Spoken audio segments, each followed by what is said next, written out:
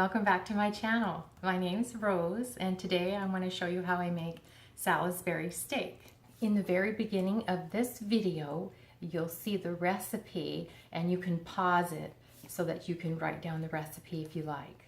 Salisbury steak is little patties of beef and you put it in a sauce, like a gravy sauce with mushrooms and onions, and it's really good and it's nice to serve for all occasions. We're going to go over the ingredients. Now I make this for a large family. If you want, you can cut this recipe in half.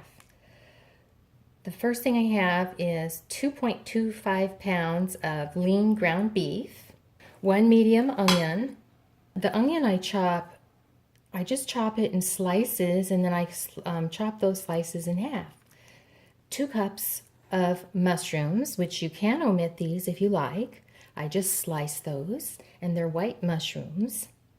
I use 3/4 of a cup of breadcrumb seasoned with garlic and herb, and you can use 3 slices of bread chopped up in fine small pieces if you like.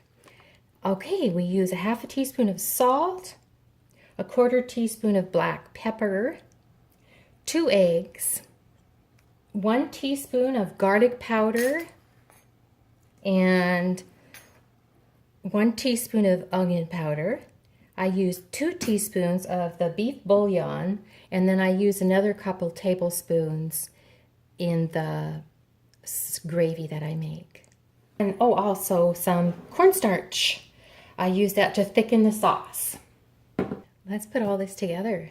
The first thing we're going to do is make the beef patties, and then we're going to make the sauce. Okay, to make the little patties, the little beef patties, we're going to use the lean ground beef, 3/4 of a cup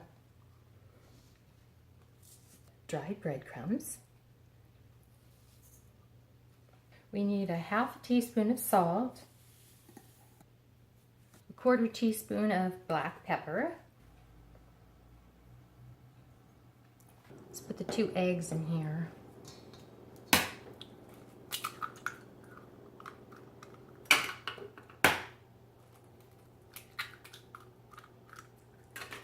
We're going to use 1 teaspoon of garlic powder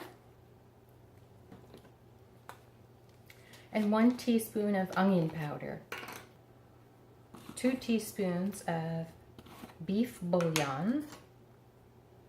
You can use the liquid if you like.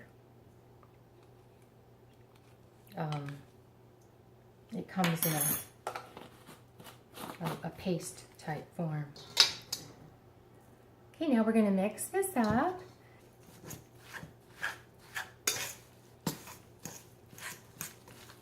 You want to mix this really good to make sure that you get all the spices mixed throughout. Now we're ready to shape these into oval patties about 3/4 inches thick. And I put them on a cookie sheet that's sprayed with canola oil or any kind of cooking spray if you don't use foil.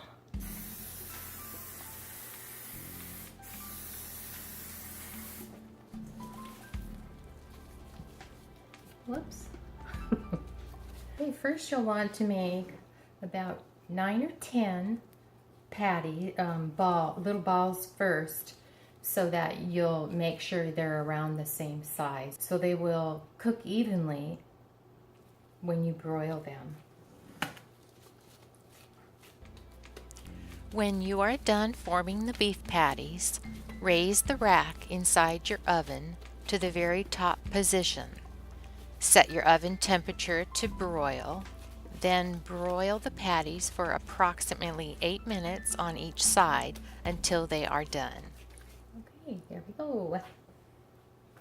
I just got the patties out of the oven, and this is what they look like. If you press down on the patty real gently, then clear clearer brownish liquid will come out. It won't be pink anymore. And so that's the way you'll know that they're done. Now we're ready to start the gravy. All you need is, I put just a tiny bit, like a teaspoon or two of butter in the bottom of the pan. You'll need a larger size pan.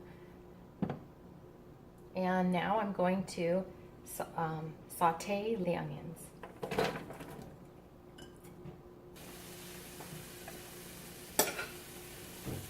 Just going to add a little more butter, about a tablespoon of butter. Remember to do these on both sides. I did about 9 minutes on one side, then I turned them over and I did another 8 to 9 minutes on this side. The onions are just starting to turn soft. They're just getting to that point. And that's when I like to add the mushrooms. I have a couple cups of mushrooms. And now I add the 3 cups of chicken broth, or you can add 3 cups of water, and then 1 to 2 tablespoons of beef bouillon, or beef flavored bouillon. Put a couple tablespoons in there.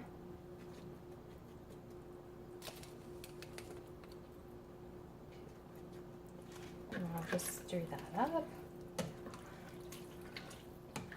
Now we're ready to add the beef patties. Just put them all in the pan.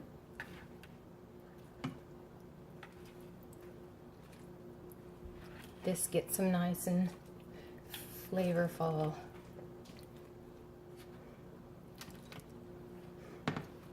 Just press them down into the broth.